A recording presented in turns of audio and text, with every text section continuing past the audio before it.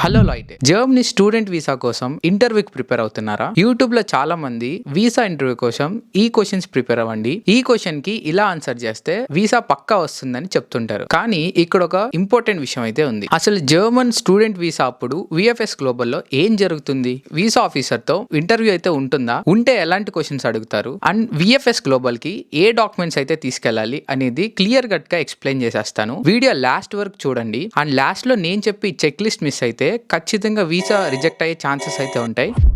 ముందుగా అందరికీ ఉండే ఒక బిగ్ కన్ఫ్యూజన్ అయితే క్లియర్ చేసేద్దాం. యుఎస్, యూకే, కెనడా లాగా జనరల్గా వీసా ఇంటర్వ్యూ అంటే ఒక వీసా ఆఫీసర్ మన ముందు కూర్చొని why this university, why this course, why this country and who is funding you అనే క్వశ్చన్స్ అయితే అడుగుతారు అని అనుకుంటాం. కానీ జర్మనీకి వచ్చేసరికి ఇలాంటి ప్రొసీజర్ అయితే ఉండదు. విఎఫ్ఎస్ గ్లోబల్లో application submission, documents handling and biometrics లాంటి సింపుల్ అడ్మినిస్ట్రేటివ్ స్టెప్స్ ని చూస్తారు అంతే. సో విఎఫ్ఎస్ గ్లోబల్లో ఉండే వ్యక్తి మీ ఫైనల్ వీసాని డిసైడ్ చేస్తారా అంటే నో అనే చెప్తాను. మరి విఎఫ్ఎస్ గ్లోబల్లో ఏం జరుగుతుంది? సింపుల్ గా అయితే ఇప్పుడు చెప్పేస్తాను. సో మీరైతే వెళ్ళినప్పుడు మీ డాక్యుమెంట్స్ కరెక్ట్ గా ఉన్నాయా లేవా, అప్లికేషన్ ప్రాపర్ గా ఫిల్ చేశారా లేదా, మీ పాస్పోర్ట్ ఉండిందా, admission letter and funding proof proper గా ఉందా లేదా అనేది చెక్ చేస్తారు. ఈ డాక్యుమెంట్స్ వన్స్ అనేది వెరిఫై అయిపోయిన తర్వాత మీకంటూ ఒక వీసా ఫీజుని పే చేయించుకుంటారు. వన్స్ వీసా ఫీ పే చేసిన తర్వాత బయోమెట్రిక్స్ కి అయితే పంపిస్తారు. ఆఫ్టర్ బయోమెట్రిక్స్ మీ ప్రొఫైల్ సబ్మిట్ అయిపోతుంది. ఇంకా మీరు ఇంటికి వచ్చేయడమే. ఇప్పుడు ప్రొఫైల్ ఏమైతుందంటే ఎంబసీకి వెళ్తుంది.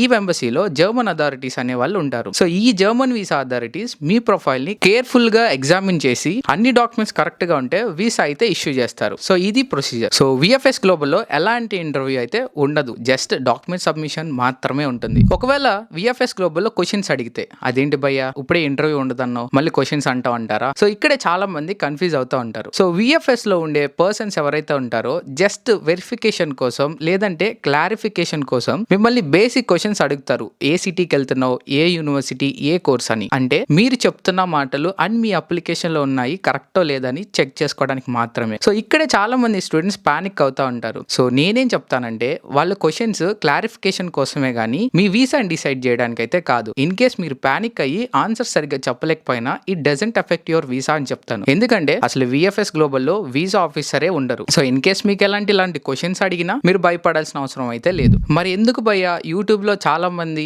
ఈ క్వశ్చన్స్ ప్రిపేర్ అవ్వండి, ఇలా ఆన్సర్ చేయండి అని భయపెడతారు అంటే అది వాళ్ళ సొంత లాభానికని అయితే నేను చెప్తాను. ఇలాంటి వీడియోస్ అన్ని చూసి స్టూడెంట్స్ చాలా పానిక్ అయిపోతున్నారు. సో అందుకనే నేను ఈ వీడియోలో క్లారిటీ అయితే ఇద్దామని చేస్తున్నాను. సో ఫస్ట్ థింగ్ మీరు గుర్తుపెట్టుకోవాల్సింది ఏంటంటే విఎఫ్ఎస్ గ్లోబల్ కి వెళ్తున్నామంటే డాక్యుమెంట్స్ వెరిఫికేషన్ జరుగుతుంది అని. సో మీ డాక్యుమెంట్స్ ఎంత కరెక్ట్ గా ఉంటే మీకు వీసా వచ్చే ఛాన్సెస్ అంత హై ఉంటాయి. సో ఇంటర్వ్యూ అండ్ క్వశ్చన్స్ మీద కాకుండా డాక్యుమెంట్స్ మీద కాన్సన్ట్రేట్ చేయండి అని నేను చెప్తాను. సో ఎంత డాక్యుమెంట్స్ యాక్యురేట్ గా ఉంటే వీసా వచ్చే ఛాన్సెస్ అంత పెరుగుతాయి అనమాట. విఎఫ్ఎస్ కి వెళ్లే ముందు ఎలాంటి డాక్యుమెంట్స్ తీసుకెళ్ళాలి? సో ఈ స్క్రీన్ మీద ప్లే చేస్తున్న డాక్యుమెంట్స్ అయితే 1-2 సార్లు క్రాస్ చెక్ చేసుకోండి.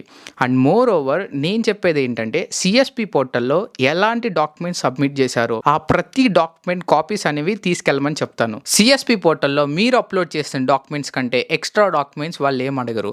సో ఏవైతే మీరు సిఎస్పి పోర్టల్ అప్లోడ్ చేశారో అవన్నీ 2 sets ఆఫ్ కాపీస్ గా తీసుకెళ్ళండి. అండ్ ఎక్స్ట్రా ఫోటోగ్రాఫ్స్ అయితే తీసుకెళ్ళండి. దాంతోపాటు మీ అపాయింట్మెంట్ కన్ఫర్మేషన్ లెటర్ కూడా తీసుకెళ్లాల్సి ఉంటుంది.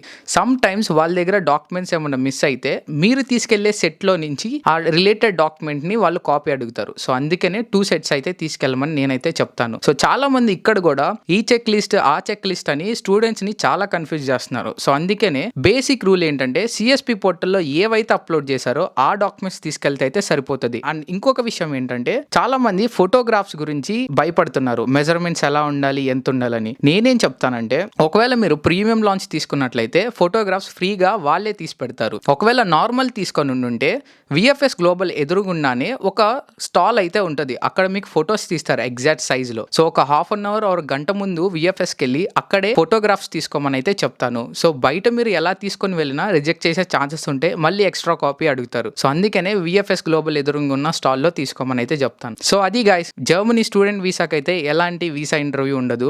సో ఒకవేళ ఎవరన్నా మీకు వీసా ఇంటర్వ్యూ ఉంటది అని చెప్తుంటే భయపడకండి, ఎలాంటి క్వశ్చన్స్ అడగరు, జస్ట్ బేసిక్ ఇన్ఫర్మేషన్ తెలుసుకోవాలండి, సరిపోతుంది అంతే. మీకు దీని రిలేటెడ్ ఎలాంటి డౌట్స్ ఉన్నా సరే కామెంట్ సెక్షన్ లో, అలాగే డిస్క్రిప్షన్ లో ఉన్న ఇన్స్టాగ్రామ్ అయితే ఫాలో చేసుకోండి. అక్కడ కూడా నాకు డైరెక్ట్ మెసేజ్ చేయొచ్చు, రిప్లైస్ ఇవ్వడానికి అయితే ట్రై చేస్తాను. చాలా మంది మెసేజ్లు చేస్తున్నారు, నేను అందరికి రిప్లై ఇస్తున్నాను, వాళ్ళ డౌట్స్ అయితే క్లారిఫై చేస్తున్నాను. అండ్ రీసెంట్ గా అయితే ఒక వాట్సాప్ కమ్యూనిటీని అయితే స్టార్ట్ చేశాను, అది నా యూట్యూబ్ బయోలో అండ్ అలాగే ఇన్స్టాగ్రామ్ బయోలో కూడా ఉంటుంది. అండ్ ఈ వీడియో కింద కూడా ట్యాగ్ చేస్తాను. సో ఎవరైనా జాయిన్ అవ్వాల్సిన వాళ్ళు ఉంటే జాయిన్ అవ్వండి. చాలా ఇన్ఫర్మేషన్స్ అయితే దాంట్లో షేర్ చేస్తాం ఫర్దర్ గా, అండ్ లైవ్ అప్డేట్స్ కూడా ఇద్దామని అనుకుంటున్నాం. Thanks for watching, see you in the next video.